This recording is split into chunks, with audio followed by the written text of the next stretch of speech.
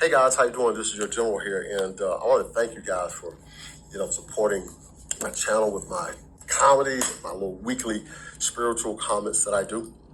I have another one today. Today is Sunday, and we were actually talking about something very, very interesting. Oh, and might I add, this is totally impromptu, so I'm going to be hitting that pause button because what I say is not going to come out smoothly. I'm going to be like, this and that. So bear with me.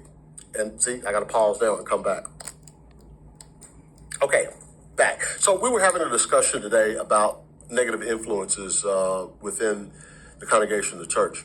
Oh, and let me footnote this and say that for all you linguistic specialists out there, linguistics is definitely the study of language, and the areas that surround linguistics are syntax, semantics, are big deals within language. And to give you an example of syntax, syntax is, by definition, the arrangement of words and phrases to create well-formed sentences. For example,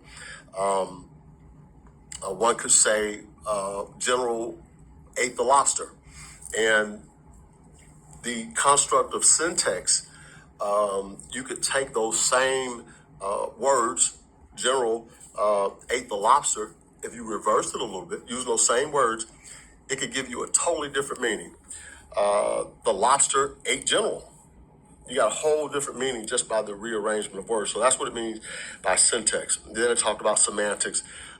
Semantics is, anyway, I don't know what, see, hold on, let me pause.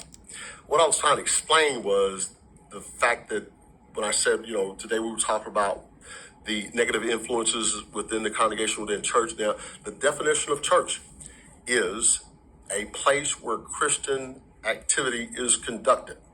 Okay, that is very simply the definition of church. And so, again, we were talking about what the negative influences within the congregation or within the church that happens, and how do the congregations of the churches deal with, let's say, a person who is just, doesn't want to do what's right by God's word and is really more or less a major negative influence within the congregation. Well, I did a little research here on some different religious places that actually here the Catholic Church excommunicates people. It says, yes, the Catholic Church can excommunicate people, which is a form of religious censure that removes or limits a person's membership in the church. Okay, a formal act that can deprive a person of certain rights, such as receiving sacraments. Okay, blah blah blah. Okay, and I pulled up another one. Not only do the Catholics do that here it says the Muslims, do they do it? Yes, Muslims can excommunicate other Muslims through a process called takfir, Takfir. Hold on.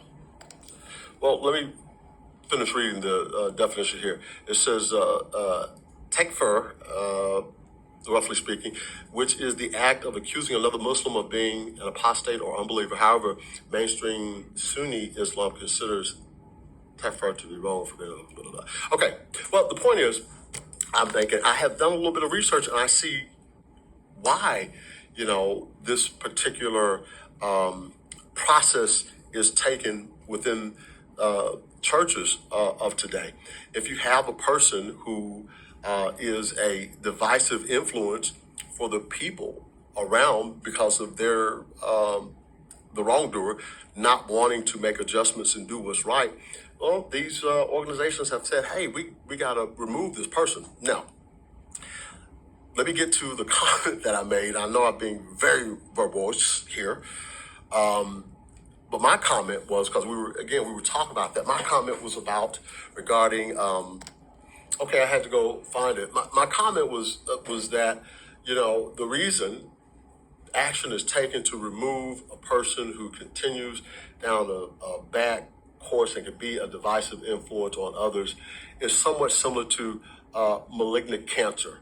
And it says here that Malignant cancer is a term used to describe a cancer that is characterized by uncontrolled cell growth, the ability to invade nearby tissues, and the potential to spread to other parts of the body.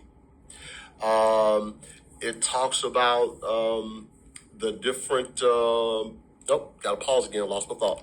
So, doctors, when they find a malignant cancer, they want to remove it for that very reason, because it can destroy, invade other tissues, move fast, uncontrolled growth, and do horrendous damage. Similarly, there's a hair sticking out my nose.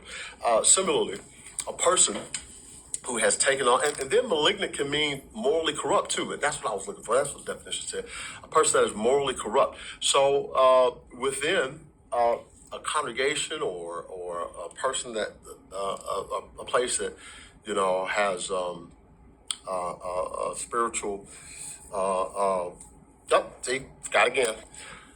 Bottom line, what I'm saying is that if something is malignant, it has to be removed. So similarly, when a person is removed from a group because of their divisive conduct, it's appropriate, even on the level of science and medicine, and just even, the scriptures say that 1 Corinthians 15:33, it says bad association spoils useful habits.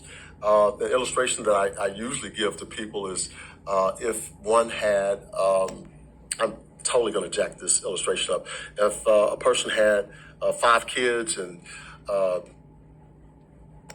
okay, it's okay. I don't care if I'm messing this up. I told you I was going to hem and haw a little bit. But if the kids were being influenced by another kid who was very bad, you would not want that kid that's doing bad to be around the good kid. So you would remove that kid on some level so that he wouldn't influence the other kids. So that was my comment. Remove that which is bad is appropriate. Hey, it's a lion out.